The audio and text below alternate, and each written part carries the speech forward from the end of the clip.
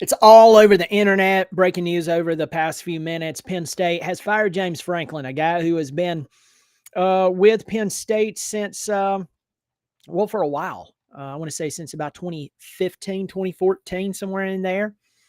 Um, they started off the season 3-0. They brought back probably one of the most tenured teams in college football. What I mean by that was they had a lot of starters from last year returning. Of course, their starting quarterback. And then 2 weeks ago, they lost to Oregon in a barn burner. Everybody was like, okay, hey, it's losing to Oregon. Then last week, they traveled to UCLA. They played against a team that within a 2-week period had lost their coach, their DC, and their OC. And then 33-year-old Jerry Newhustle, Rick Newhustle's boy, who's just been hanging out on the staff for the past 6 years, came in and within 2 days for the team to learn the playbook, went out, beat Penn State. And then yesterday, Penn State played Northwestern. Yes, Drew Aller got hurt. And I hate that for him. His season is over, but they lost to Northwestern. And Penn State said, you know what? We appreciate what you've done for us, but we're having to call it. So they let him go today. His overall record at Penn State is 104-45. He did get them to the college football playoff last year. I want to say it was to the Final Four. So, Penn State, it's kind of interesting to see Penn State let him go because he just had them in the Final Four, had them in the college football playoff, had them in the conference championship, and they're now 3-3.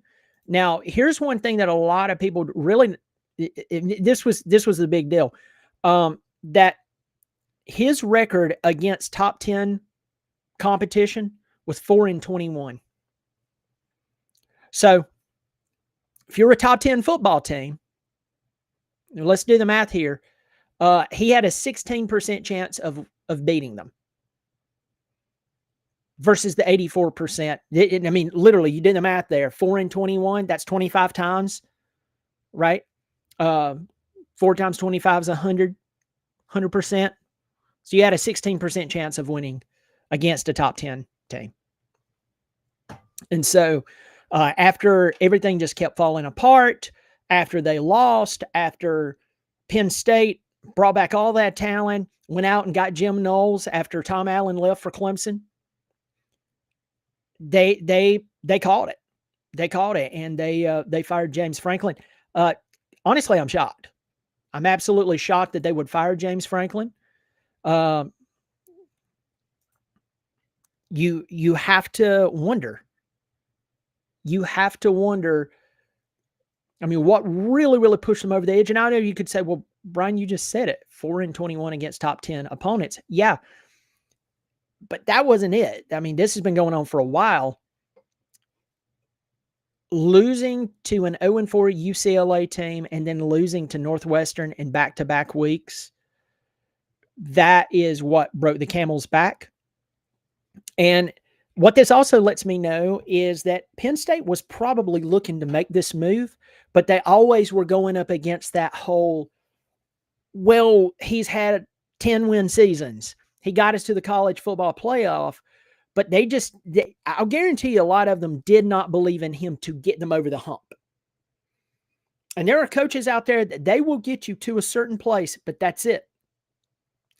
And it's dangerous for the administration, because the administration knows if we let this guy go, we look like yogurts, but we also know that we're going no farther than where we've been at since, for years now. And in the days of NIL, and let me tell you this, you thought boosters had a say before? When these coaches are making an unbelievable amount of money, and by the way, Penn State owes him a lot of money from what I understand. Now, there's conflicting reports, but according to, was it Barstool? I don't know. So let me see. He was under contract through 2031 and had a buyout of $48.6 million after 2025. That dropped by approximately $8 million every season after that. That's per Bleacher Report. There's a couple, several sites right now that you can look at. And so all I'm going to say is, though he lost his job, he had made a lot of money before, and he's still going to be making a lot of money off Penn State. But I think that they were looking for a way to get a more competitive coach in there, because, yeah, he won a lot of games, but he couldn't win against the top 10. I just gave you that. And if you're at Penn State, beating a bad football team is a given. You're supposed to beat them. They want to bring in, and this is at any big program, and really good, with really good college football teams, you want to bring in someone who can not only sustain that, but turn around and beat the big guys. And Coach Franklin, who's won a lot, made a lot of money, he's going to make even more. It's not like he's going to a cheese line. Like he's going to have to go stock groceries somewhere after this. He's a very rich man. He just could not be a top 10 team, and history showed that. And so I think they knew it. I think they were looking for their out. They found it. These 2 weeks was exactly what they needed. If he didn't produce this season, they probably knew he'll never produce at the level that we want to. And I was talking about boosters just a second ago, and donors. These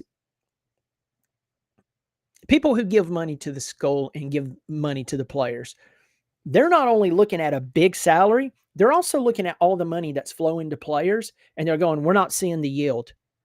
So every time, and this is a lesson for all college football fans right now, all college football fans need to accept this. And that's when a lot of money enters the picture, the expectations go through the roof, whether it's realistic or not, right?